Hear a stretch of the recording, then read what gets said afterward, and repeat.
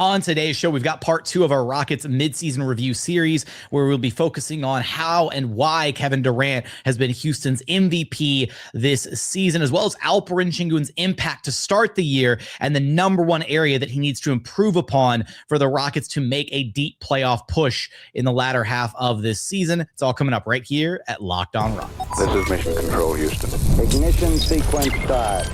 6, 5, 4, 3, 2, 1.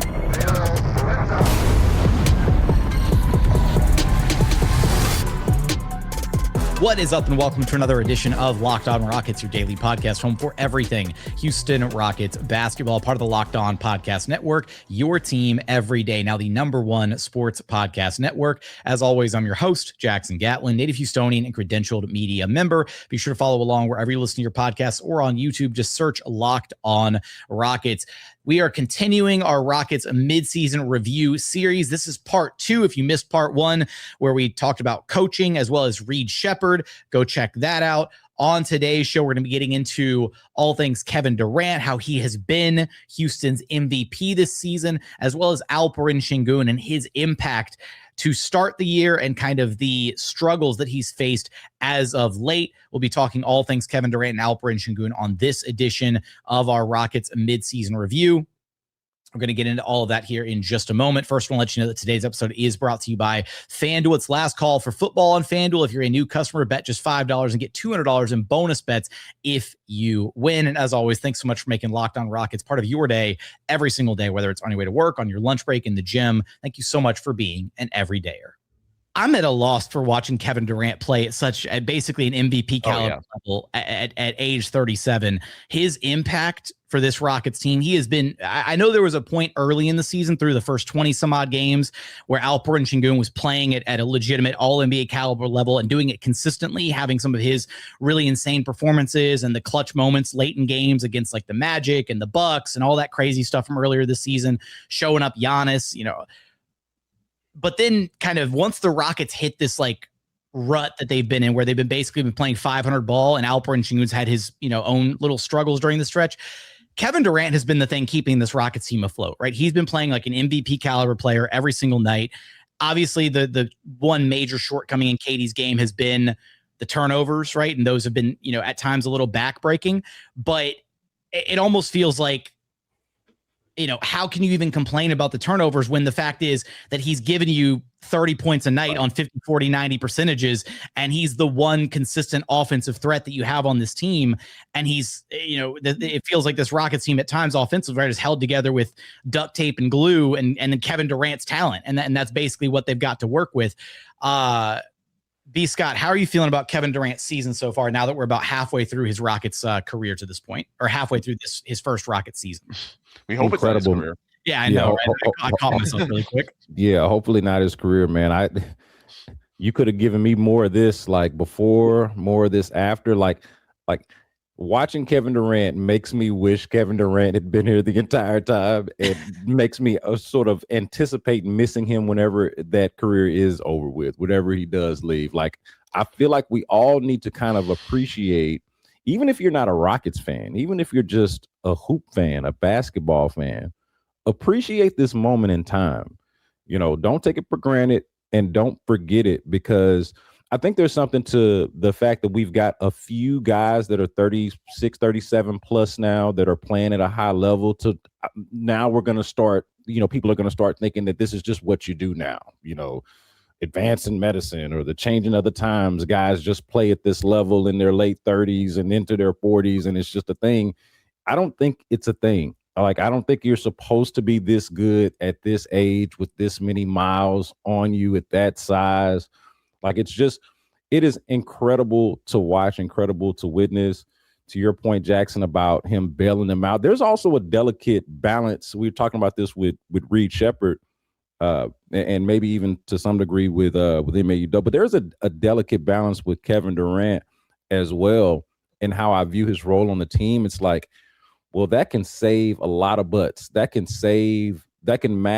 be your masking agent for a lot of your shortcomings offensively, but also at the same time, you've got all of these young guys that are supposed to be able to make it to where Kevin Durant is not in a typical Kevin Durant scenario where he's got to be the center of the universe. He can kind of not blend in is a stretch for somebody of Kevin Durant's caliber, but you understand what I mean in terms of being able to rely more on the likes of Alperen Sengun, Amin Thompson. Less about KD blending in and more the young guys kind of pulling their own weight and stepping up so that KD doesn't have to be KD every single night. That was what I thought a lot of us thought coming into this, is that Kevin Durant would be able to just kind of, not coast, but just take a more relaxed approach to the regular season, right? The Rockets have some young heavy hitters who can, shoulder the scoring burden and all that throughout the regular season. And KD shows up in the crunch time, right, and knocks down a couple big shots. And instead it's him doing the heavy lifting for all 48 minutes and leading the team in minutes played. It is literally my argument against everyone who wanted to criticize the move because of his age. Well, my argument at the time was, don't worry about that. It's all good. Don't worry about his age, because the usage isn't going to be, they're not going to run him into the ground. They got enough young guns to the point that you're making, Jackson. Like, it's all good. It's going to be fine. And then, the old guy is having to carry the load. Now, the part that I was also correct about is that he's still excellent. And we all knew that, right? Everybody that really follows the game kind of understood that he was, he's been excellent. So it's not a matter of has his game dropped off. It's how much do you want to rely on a player that age, at this stage, and given the stakes for the Rockets at this point. So that part has actually been disappointing, that they've been as KD reliant as they have been. But the simple fact that he is still KD and you can rely on him is again just an honor to witness, and something that Rockets fans gotta feel like that's what saved your season so far. Because if KD was old, like old in the sense that in the pejorative sense, or washed, then this thing would not be working the way that it's working. So I can't help but just I'd give him just a flat A. It's been an A. Ben, I'll go A+. This is just a phenomenal season. And he's doing it top 3 in the NBA in minutes per game, which at 37 is just insane. Like, all the points you read off about their issues offensively, Jackson, they're valid. And how are they overcoming it? By and large, it's because even at 37, you're having an all-NBA level season from Kevin Durant, who's shooting better than 50% overall, 40% on threes. He's doing it at volume. He's doing it even on night 2 of back-to-backs. The one knock you had on him going into the year was availability, because, he did miss 20 games last year and folks were wondering how much would he play over 82. He's barely missed any games. He's always out there. The way he takes care of his body is just phenomenal. And I don't think it's a coincidence that when we've seen the peak version of Kevin Durant, there's 2 games that come to mind, the Denver game in December and the Detroit game the other night. When he went out there playing with a purpose, he was shit-talking everybody from Bruce Brown and Tim Hardaway Jr. to the fans to the Detroit bench. And that's when the Rockets have been at their best. And if you want to believe in this team in the big picture, get to the playoffs relatively healthy. The games are more spread out, and have that version of Kevin Durant. That is the hope. It's not a perfect team by any means, but get to the playoffs. Maybe you get Fred VanVleet and Steven Adams back and you have some reinforcements. Kevin has just been absolutely phenomenal. The advanced metrics show that he's better than he was in either of the last 2 seasons in Phoenix. Just phenomenal growth. The only knock besides availability that you could have, folks wonder what's he going to be able to do night 2 of back-to-backs, and the Rockets did have those issues in December. And so some people sort of watch that with a raised eyebrow. Well, 2 of your best wins in recent weeks were Minnesota, night 2 of the home back-to-back after the OKC game, and then Detroit the other night. KD won you those games basically by himself. He was phenomenal against the Wolves and the Pistons. So whatever limited concerns you had going into the year or after the start of the year related to availability, age, those types of factors, he's answered those in a big way. So I don't see how you give him anything other than an A+. He's been phenomenal. Coming up, we keep our midseason conversation rolling along. We're going to get there in just one moment. First, today's episode is brought to you by FanDuel. It's the last call for football on FanDuel. One final Sunday, one last kickoff, the final chance to get in on the action before the NFL season officially comes to a close. This is Super Bowl 60, and FanDuel is making sure you're right in the middle of it with a special offer just in time for the biggest game of the year. Whether you're backing the favorite, riding with the underdog, or building one last same-game parlay, this is the game everyone's been waiting for. This is where predictions turn into plays, stats turn into storylines, and every snap feels bigger. It's the perfect way to cap off the season and make the Super Bowl even more exciting from kickoff to the final whistle. Right now, the Seattle Seahawks are minus 4.5 favorites against the Patriots. You've got Sam Darnold as plus 125 to win Super Bowl MVP and plenty more odds to get in on. So if you're a new customer, bet just $5 and get $200 in bonus bets if you win. Make it count, because after the Super Bowl, the season is over. Last call for football on FanDuel, an official sportsbook partner of Super Bowl 60. Visit FanDuel.com to get started. And continuing on here at Locked On Rockets, your daily podcast, home for everything Houston Rockets basketball. Remember, the best way to help us grow the show is to listen every single day on a podcast platform of your choosing, and then like, comment, subscribe on YouTube. Let's go ahead and dive back into our conversation now. Yeah, I hate to be the guy to pour. Oh, Madison's going to be the wet blanket. Wet blanket. Parade, but I gotta hear this. No. So. You know, when we talk about Reed Shepherd, so the way I grade players is to who they are supposed to be, right? So Kevin Durant is a all-time great, and I think he is still all-time great level. I agree with the things that you were saying, but there's just some things that Kevin Durant, with the turnovers, with the untimely fouls in crunch time, that I just have not. I wasn't ready for, Kevin. I wasn't ready for those untimely mistakes in very big moments. And unfortunately, that has been a theme that I've seen with Kevin Durant over the course of the season that shocked me. You know what I mean? Now, it isn't anything egregious, and the load that we're giving this, 37-year-old star, I can see the issue. I can see how these things become an issue. But there's just times in the game where I need Kevin Durant to go get the ball. You know what I mean? I need him to go get the ball. There's times, and there was a possession. It was within the last 2 or 3 games. I can't remember the exact, but it was crunch time, and Jabari Smith is trying to flash down to set a screen for Kevin Durant so he can come up. Kevin Durant waves him off and tells Jabari, no, you go set the screen and pop. And Jabari was having a one of those tough games, right? And then Jabari pops into a wide open 3 that he misses. You know what I mean? He rushes and misses. And it was a crucial point in the game where this is where I need you, Kevin. You know what I mean? Like, these are the times where I need Kevin to be Kevin. And he made up for it at the end of the game, but I've seen those certain possessions where Kevin isn't able to flash up and go get the ball, and then the team kind of devolves and the offense falls off.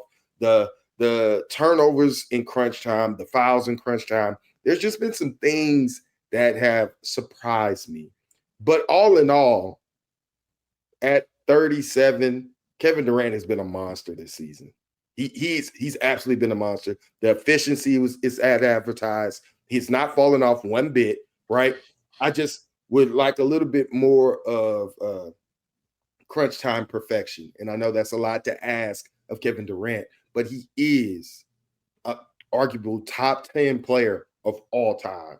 And so I'm going to grade you on that status, even at the tender age of 37. You know what I mean? And so that's where that's the only thing that I would have to say about that. You guys, y'all talked about how great he was. I didn't need to reiterate that because we already know Kevin Durant has been as advertised Kevin Durant and been an amazing player. But there's still room for growth for him, to me, in the course of this season. And those type of plays down the stretches of games, I need Kevin Durant to close these games. And that in closing doesn't just mean making the last shot at the end of the game. It means going and getting the ball. It means making the right decision, right? And it means playing solid defense without fouling.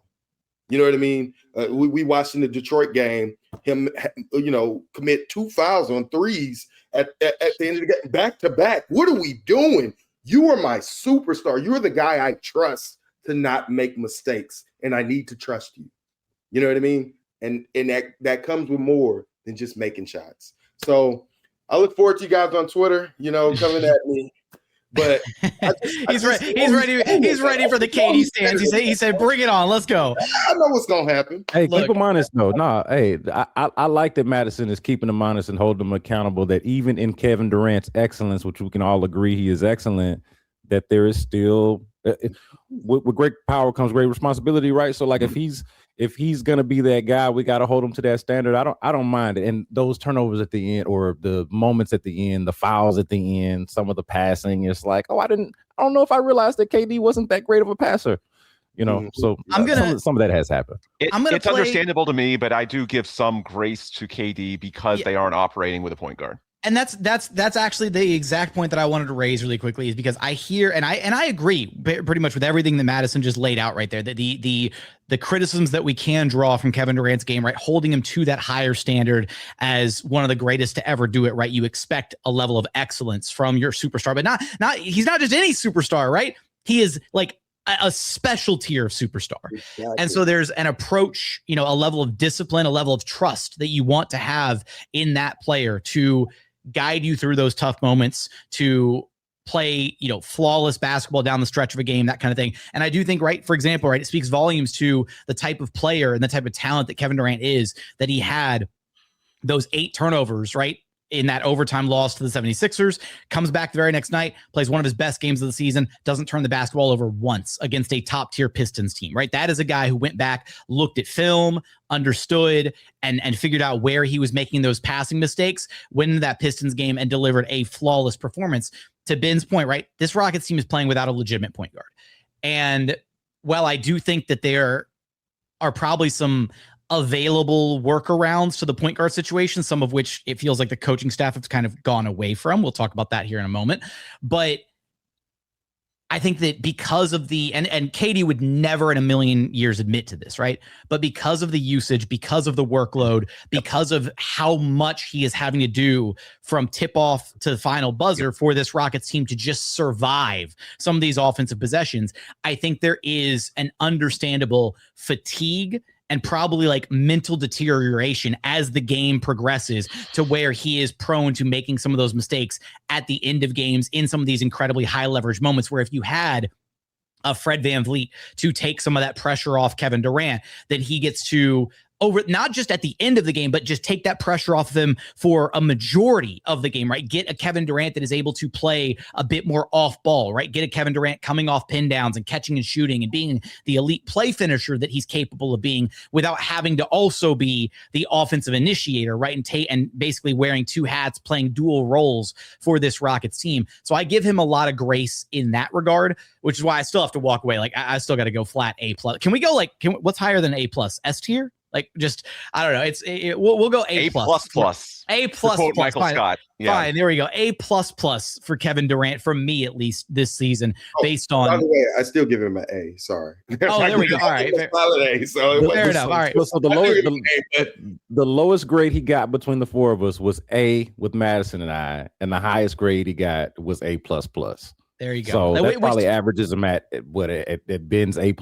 He's been somewhere thereabouts, right? And I think that goes to show. And this is the one thing is, I just the handful, the vocal minority, the fans who have, crept out of the woodworks every so often to lament the Kevin Durant trade. No, go back, go crawl back into your hole, wherever you came from, because the Kevin Durant trade was an absolute slam dunk. This team has dealt with a lot of adversity that has absolutely nothing to do as a result of the Kevin Durant trade, right? And KD has been nothing less than a legitimate superstar and absolutely sensational to watch play for this team. And he's kept them afloat, right? He's kept them relevant. He has single-handedly kept them in games, won them games. He is doing everything and probably more than what he expected he would have to do coming to this Rockets squad. So I think that by and large, right, Kevin Durant has been the Rockets MVP this season. He's by far been their most important player, and seeing him be able to kind of drag this team to some of these really impressive wins has been nothing short of an incredible fan experience this season. Now, not probably more, definitely more. Definitely more. And someone in the comments needs to hit us with that Michael Scott gif of, I thought it would be an A or an A+, but I forgot there was an A++. Hit us with that. Coming up, we keep our midseason conversation rolling along. We're going to get there in just one moment. First, today's episode is brought to you by Game Time. There's nothing like being in an NBA arena. The crowd, the energy, the moment. Getting tickets, though, that part hasn't always been so simple. That's why Game Time has become the go-to app for scoring tickets fast without the hassle. It puts the advantage back where it belongs with the fans. You can pull up the Game Time app, pick an upcoming NBA game, and have tickets within minutes. It truly is that simple. The all-in price upfront is my favorite feature on Game Time. No surprise fees at checkout. They are fully transparent from start to finish. They also have zone deals for you to take advantage of, so be on the lookout for those. Great last-minute ticketing options. So take the guesswork out of buying your NBA tickets with Game Time. Download the Game Time app, create an account, and use code LOCKEDON for $20 off your first purchase. That's code LOCKEDON for $20 off. Download the Game Time app today, and remember, it's gametime.co, not .com. And final segment here at Locked On Rockets, your daily podcast home for everything Houston Rockets basketball. Let's go ahead and dive into the final part of our conversation for this portion of our Rockets midseason review. Let's kind of shift over to Alperen Sengun now, because I think that Alperen Sengun had a phenomenal start to this Rockets season, right? He was playing, he picked right back up where he left off with Eurobasket, was playing at what very much felt like an all NBA caliber level to start the year. And it really felt like the Rockets had something special on their hands between the tandem of Kevin Durant and Alperen Sengun to start this season. And then there was the Sengun injury, right? He misses some time, he comes back, and there have been some monster games. Sengun's had some big performances, most notably, right, the massive performance in that big win against the Spurs, right, completely outplaying Victor Wembanyama. And he still has that ability. He's still able to play at that top tier level that we know he's capable of. But there's been a level of inconsistency as of late with Alperen Sengun's game. And one of the points that you actually brought up earlier, Ben, when we were talking about coaching and Ime Udoka's unwillingness or his frustrations, I guess, with some of the Reed Shepherd, Alperen Sengun two-man units, right? Or having those two guys share the floor with one another. And I do think that one of the simple solutions for getting more Reed Shepherd minutes would actually just be Alperen Sengun locking in a bit more defensively. Yes. Because if Alperen Sengun, and I think it's just, and look, my Turkish brothers and sisters, I know you're going to be mad at me for saying this. Alperen Sengun has regressed defensively this year. It's not like by an egregious amount. It's not like he's suddenly like a defensive turnstile. He still has some incredible defensive plays. And when he wants to, when he's motivated and locked in and engaged, he is still absolutely a plus level defender and can tap into that level that he reached and grew to these past couple years under Ime Udoka, right? Being the backbone of a top 5 defense in the NBA. That version of Alperen Sengun is still there. It's not there all the time. And that has been one of the issues with this Rockets defense, is not being able to reliably have all 5 of your guys plus level defenders at all times on the floor. Or at the very least, if you are running some of those Reed Shepherd minutes, you need all 4 other guys on the floor to be plus level defenders to make up for and to kind of fill that gap of where there are some defensive liabilities with the Reed Shepherd, because it puts that much more onus on the other 4 guys to be able to step up defensively to make to cover for the shortcomings of that 5th guy who is a bit more of a defensive liability. And so with Alperen Sengun, we know what he's capable of. We know that he can still be a superstar level talent on any given night.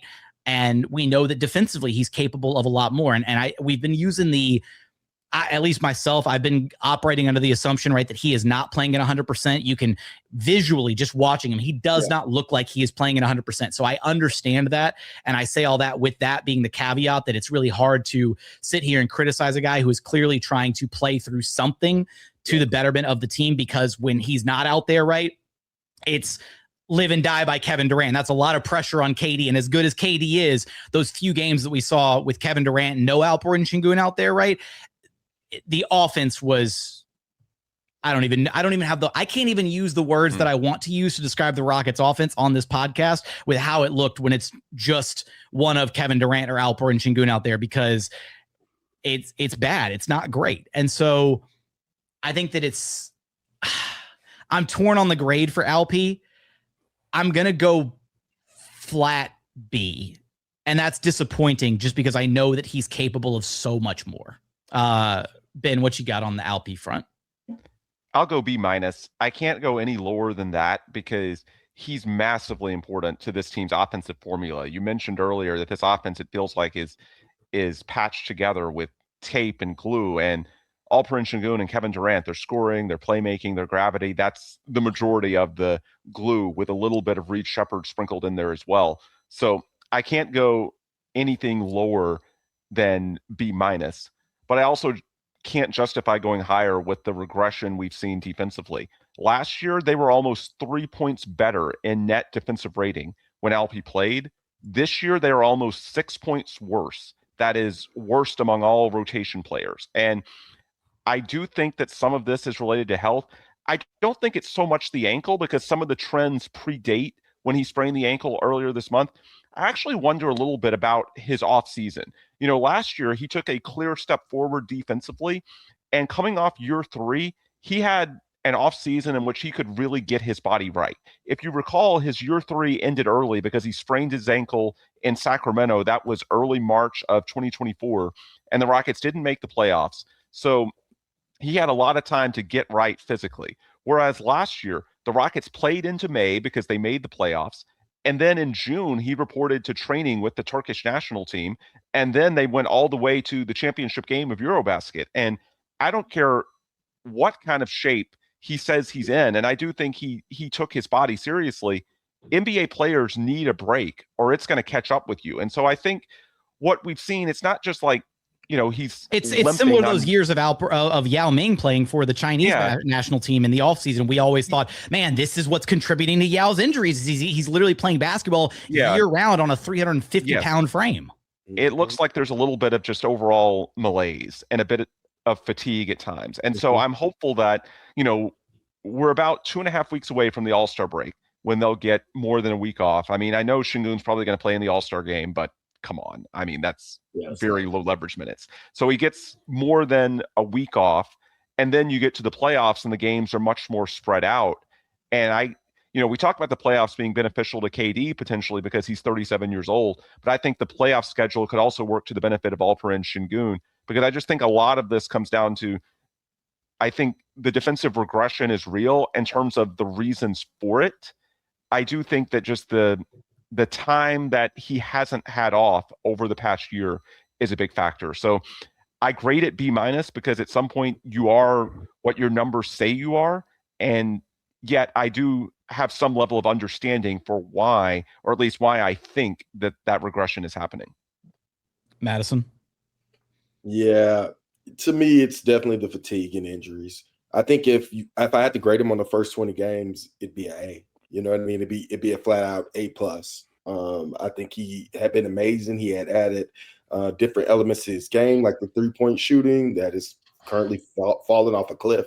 You know, he's right at 29%, while he was at 36, 37% in that first 20 game clip, give or take. And I think defensively, he hadn't taken a step back in the first 20 games. I thought he was actually really good defensively in those first 20 games. And so to me, after injury, you know, this past month and a half, you know, he's just been all right. You know what I mean? And I think there's a clear trend there. And I expect him after the All-Star break, and even in the last couple 5-6 games, he's played better. And really, our struggles might really just come down to Alperen Sengun's struggles, really, you know, if he's not playing at all NBA level. But another thing I like to point out that I have a real issue with is his free throw shooting. You know, under 70%. As a free throw shooter, as a the consistent trips where you just go 0 for 2 at the line, that's unacceptable. It just is. It's unacceptable. That's not an injury thing. That's not. You can't explain that away. That's unacceptable. You're supposed to be our best player. I need to trust you to go to the line and get buckets. Keep this offense moving in the right direction, right? And Alperen Sengun has in large part, not improved his free throw shooting since he's walked into this league. And that's an issue for me, right? That's an issue for me. His 3-point shooting, he's shooting more. I think he's shooting a little bit more of them. You know, it looked like he might have been finally turning the curve. But I need him to get back into those, spots, right? And so because of those reasons, you know, I have to give him a B+. I have to give him a B+. The last 20 games do not go lost on me. Alperen Sengun was amazing. That is a all-NBA caliber player. And he just has to work on keeping that consistent. But we do have to give grace for injuries and guys playing through injuries and guys playing through that stress. But I ain't got no grace for you on your free throws, bro. you got to do better than that. But I do think he's a better playmaker this year, and that has not fallen off a cliff. And really, he's the only guy who can get other guys involved outside of Reed Shepherd. You know what I mean? And that in and of itself, you know, you can't go, you know, under a B to me for that. So I think he still has a chance to finish with an A on this season. You know, get healthy, Alp, and a little bit more attention to detail on defense. But you could tell he's dealt with some knick-knack injuries, and that's what slowed him down. Yeah, so what you dismounted there with is why I'm gonna go ahead and give him a B+, and I am gonna give him a lot of grace for the injury and for what Jackson was talking about, just the taxing on his body playing year round the way he did this last go round. I think it's really starting to catch up to him. But I can't get over this part. And we've talked about all of this. And so now as it relates to Alperen Sengun, the whole point guard issue, we talk about Ime Udoka. Look, Alperen Sengun is leading this team in usage rate, assist percentage, assist to usage ratio. Like, and this is to the point that you're talking about being the one, like he is the Sengun hub don't look the way it was looking earlier in the year. Yeah. But that is still like aside from just give the ball to Kevin Durant, which I think we all agree is like intellectually lazy and just easy to do. Just say, give the ball to Kevin Durant. That's a easy solution to offense. But like in terms of what they actually do, what is their identity? The Sengun hub is the identity of the team. And so when I'm looking at somebody that's leading the center is leading the team in assist percentage and assist to usage ratio, on top of being the top guy in usage rate. I cannot discount that for how important he is to the team. And at the same time, maybe this is a little bit too much of excuse making, but I do feel like the drop off in defense, the overall kind of drop off in production, the free throw. I'm with you on that, Madison. I didn't even make excuses for Shaq back in the day when he would miss. Like, to me, free throws, when you're a professional and you get a free shot, you're supposed to make it. I don't give a damn how good you are. So, how good you are otherwise. Like, I just can't abide by it. So that's the part that I would say really frustrates me, even more so than just some of the defensive drop off that we've seen over the last however many weeks or so that it's been since the injury, and has been mentioned right before the injury. It was kind of trending that way. But I just think that, similar to Kevin Durant, what he provides for you is so important to the success of the team that, and he has mostly been that and was excellent, like y'all mentioned in the first 20 games. I got to weigh that. I got to weigh the implications of the injury, the implications of the fatigue, and still feel like he's been mostly good. But I would put him slightly, definitely above average for them. So I'd go a B+ and be a gracious grader for Alperen Sengun this season.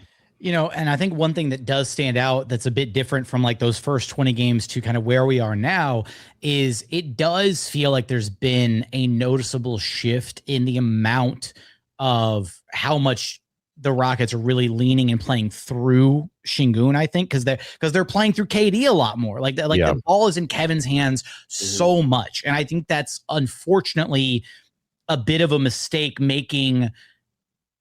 It's tough because it does mask a lot of issues, right? And I do think they can do it a fair bit, but I'd like to see Ime Udoka and company go back to playing through Sengun the ways they were earlier this season, where it felt like there was a bit more of the, okay, Sengun is going to walk the ball up, get you into your sets. And Sengun was the primary initiator and actively facilitating for his teammates, which is where we saw some of those really big time assist performances earlier in the year from Alp.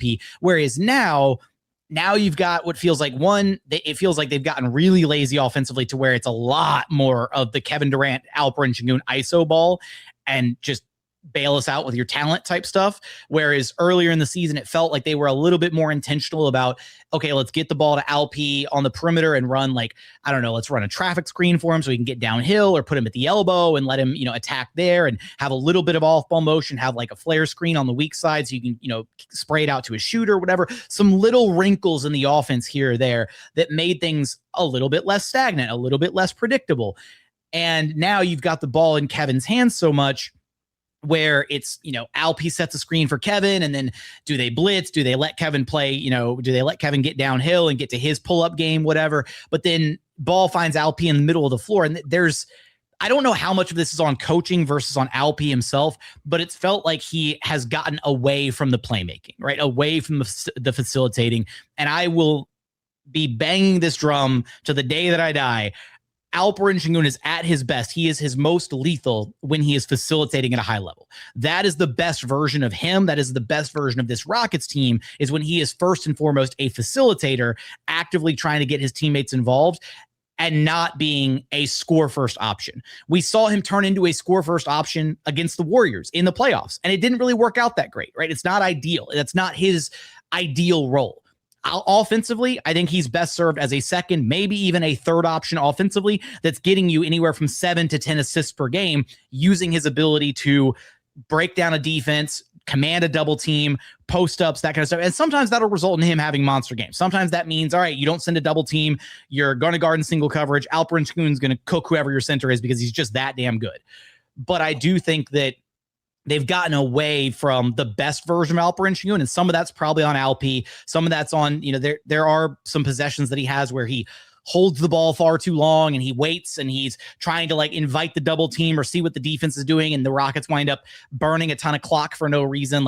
And that's not also exclusively an Alp thing. That's this whole Rockets offense. Their lack of urgency in the half court offensively is appalling at times. And that's all that goes to Kevin, that goes to Alp, that goes to Amin sometimes. They are just so nonchalant in the half court offensively. But I do think that for all the reasons that we kind of illustrated, right? We know that the talent level is there. Obviously, this Rockets team needs Alperen Sengun to be playing at an all-NBA caliber level for them to make a deep run or to make some noise this season. And we know he's capable of it. So hopefully on the other side of the All-Star break, right, he gets some much needed rest, gets better health-wise, hope maybe 100%, what have you, and is able to close out the season in a stronger way, much more like the first 20, 25 games that we saw out of him. That's going to do it for another edition of Locked On Rockets. As always, thanks so much for checking out the show. Remember, the best way to help us grow the show is to listen every single day on a podcast platform of your choosing, and then like, comment, subscribe on YouTube. But as always, thank you so much for watching. Thank you so much for listening. And we look forward to having you back right here at Locked On Rockets, your daily podcast home for everything Houston Rockets basketball.